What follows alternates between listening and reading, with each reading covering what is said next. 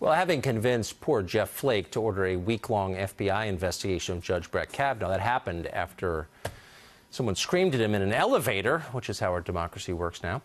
Democrats are now trying to dictate the scope of the investigation as if they're in charge of Congress, which, thanks to Jeff Flake, functionally they are.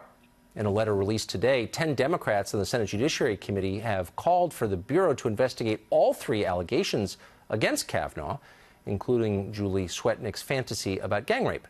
Their letter also lists 24 people they would like interviewed at a bare minimum about their allegations. Jonathan Turley is a professor at Georgetown University Law School, and he joins us tonight. Professor, thanks for coming on. So are we right to feel a little bit misled when Democrats in public told us just on Friday, it's now Monday, so 3 days later, that they wanted just Christine Ford's allegations investigated for a week, and now the goalposts are so far down the field we can't see them? Should we feel like we've been lied to?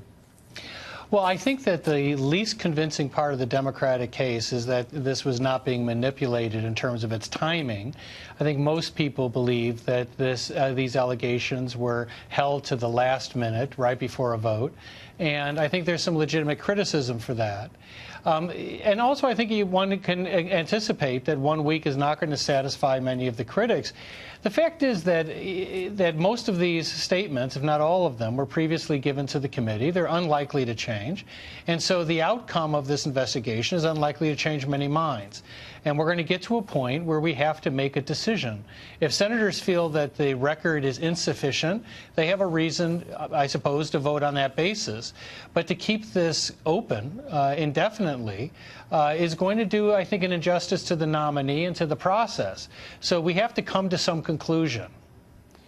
So Julie Swetnick's claims that there was a series of at least 10 gang rapes that took place in public of children sometime in the early 1980s outside Washington. No one's ever heard this before. It's never been alleged before. Do you think this rises to the level of credibility that would spur an FBI investigation almost 40 years later? It sounds like the FBI is not going to investigate that allegation. Part of the concern for many people is that this is an extraordinary allegation with no one going to the police previously or any accounts being published as to what occurred. And for that reason, I think that the FBI is focusing on the earlier 2 allegations. Huh.